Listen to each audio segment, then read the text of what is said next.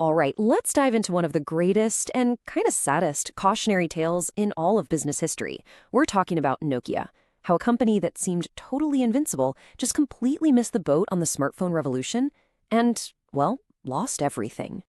Just look at this number, 40%. At their absolute peak, Nokia owned over 40% of the entire global mobile phone market. I mean, think about that for a second. That kind of dominance is almost unthinkable today. They didn't just lead the market, they were the market. So you have to ask, right? How does a giant like that, with so much power, so much technology, and a brand that everybody loved, practically vanish from the very industry it basically created?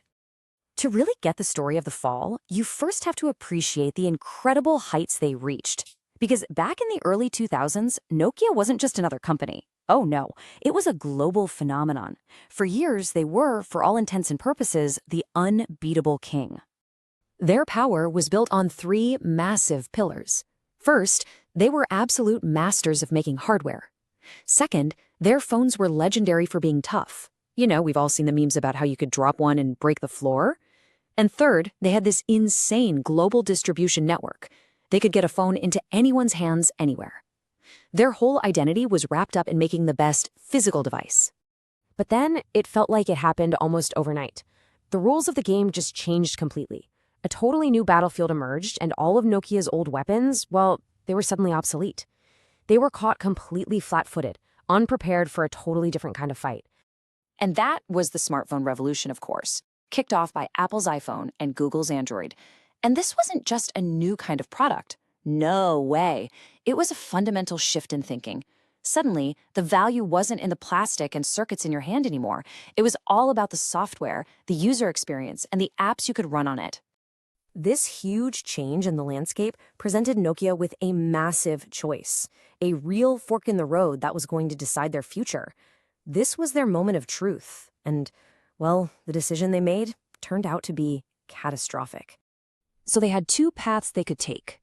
Path A was the comfy one. Just double down on what you do best, making awesome hardware. Path B? That was the scary one. Pivot, and try to build a modern software ecosystem from scratch to compete with these new guys.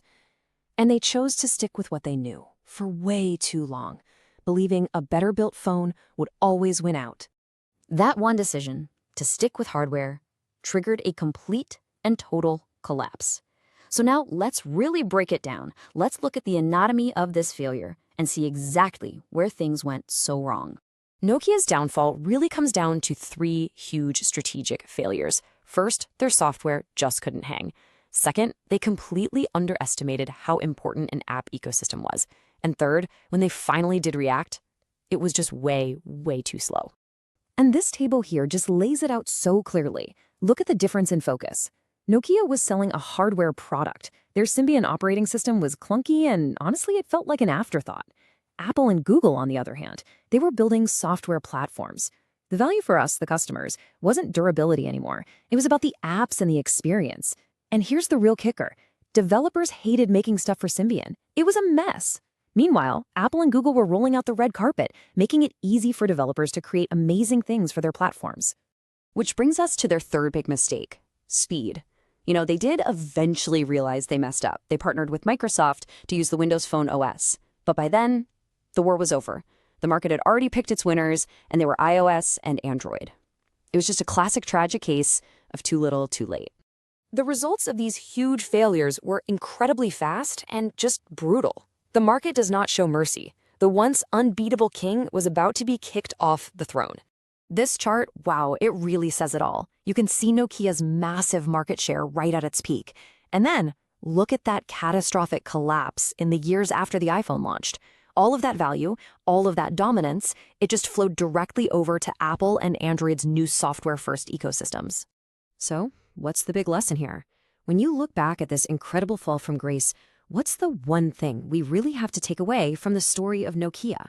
It really boils down to this powerful idea. In tech, your advantage can disappear in a heartbeat. Nokia thought the game was about building the best product, but the game had changed. It was now about building the best ecosystem, the network of apps and developers and services, where the whole thing is way more valuable than just the phone itself. And ignoring that kind of shift, well, it proved to be absolutely fatal. And that leaves us with a really fascinating question for today, doesn't it? The same forces that brought down Nokia, they're still out there. So when you look at the dominant companies of right now, which of them might be so focused on their current product that they're missing the next big shift, the next move from product to ecosystem? What do you think?